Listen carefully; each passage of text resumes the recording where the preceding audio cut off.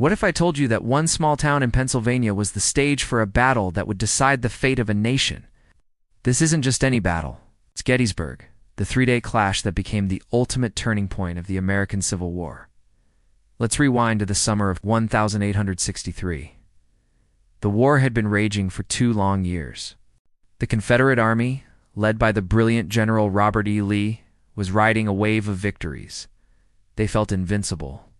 Lee decided to take a massive gamble, invade the North. He believed a decisive victory on Union soil would crush Northern morale, force President Abraham Lincoln to sue for peace, and maybe even earn the Confederacy recognition from foreign powers like Britain and France. His army of Northern Virginia, nearly 75,000 strong, marched into Pennsylvania. Meanwhile, the Union's Army of the Potomac, with about 94,000 soldiers under the newly appointed General George Meade, rushed to intercept them. The two colossal armies were on a collision course, but neither side planned for the fight to happen at Gettysburg. It was pure chance. On the morning of July 1st, a Confederate division went looking for a rumored supply of shoes in Gettysburg and stumbled upon a Union cavalry unit. Shots were fired. What started as a small skirmish quickly spiraled out of control as both sides called in reinforcements.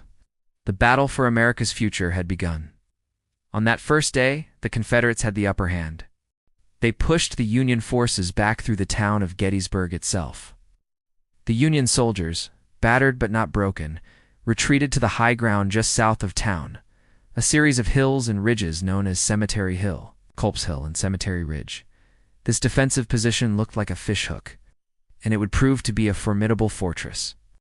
As the sun set on July 1st, General Meade arrived and knew this was the ground where they had to make their stand. The stage was set for the bloodiest day of the battle. Day 2, July 2nd, was a brutal, sprawling fight across a massive front. General Lee's plan was to attack both flanks of the Union line simultaneously. His famous second-in-command, General James Longstreet, was tasked with hitting the Union left flank, which was anchored near to rocky hills called Little Round Top and Big Round Top. Longstreet was hesitant. He preferred a defensive strategy, but Lee was determined to press the attack. The fighting was ferocious. Union troops desperately defended key positions like the Peach Orchard, the wheat field, and a nightmarish jumble of boulders called Devil's Den. The battle swayed back and forth, with ground being taken, lost, and retaken. The most critical moment came at Little Round Top. This hill was initially left undefended by the Union. A quick thinking. Union generals spotted the error and rushed Colonel Joshua Lawrence Chamberlain and his 20th Maine Regiment to the hilltop just moments before the Confederates arrived. What followed was one of the most legendary actions of the war.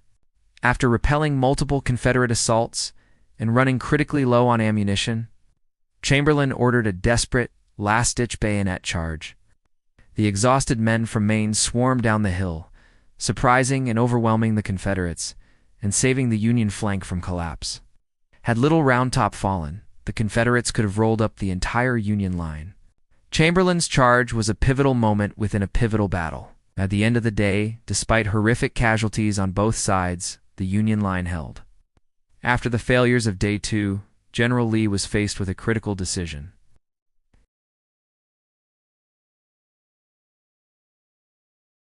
He believed the Union center must have been weakened to reinforce the flanks the day before.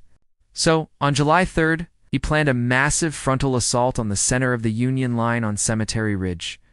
This audacious and ultimately doomed attack would become forever known as Pickett's Charge.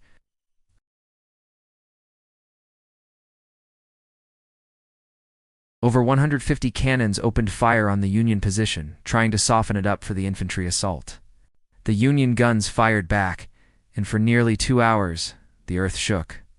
Then, an eerie silence fell over the battlefield. Across the open fields, nearly a mile wide, marched about 12,500 Confederate soldiers, arranged in a perfect, mile-long line. It must have been a terrifyingly beautiful sight. They marched forward under a storm of Union artillery and musket fire. The Union soldiers on Cemetery Ridge, protected by a low stone wall, held their fire until the Confederates were within close range, and then unleashed a devastating volley. The Confederate lines were shattered.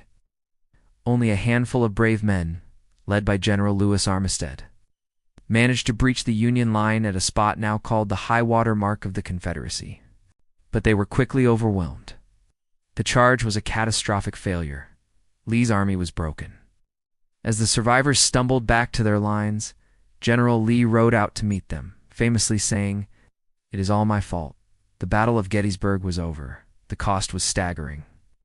Over 3 days, there were more than 51,000 casualties killed, wounded, or missing.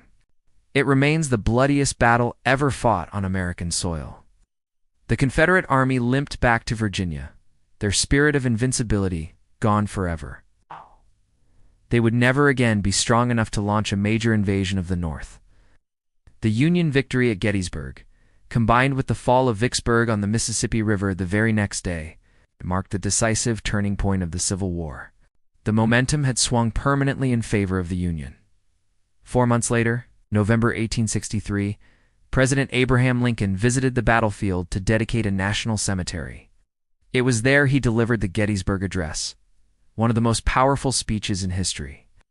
In just 272 words, he redefined the purpose of the war, framing it not just as a struggle to preserve the Union, but as a fight for a new birth of freedom and the idea that government of the people, by the people, for the people, shall not perish from the earth. The Battle of Gettysburg wasn't just a military victory, it was a moral one, cementing the ideals that would shape America's future. It was the moment the tide turned, the beginning of the end for the Confederacy, and a crucial step toward creating the nation we know today. Thanks for watching, and if you found this piece of history as fascinating as I do, be sure to like and subscribe for more deep dives into the events that shaped our world.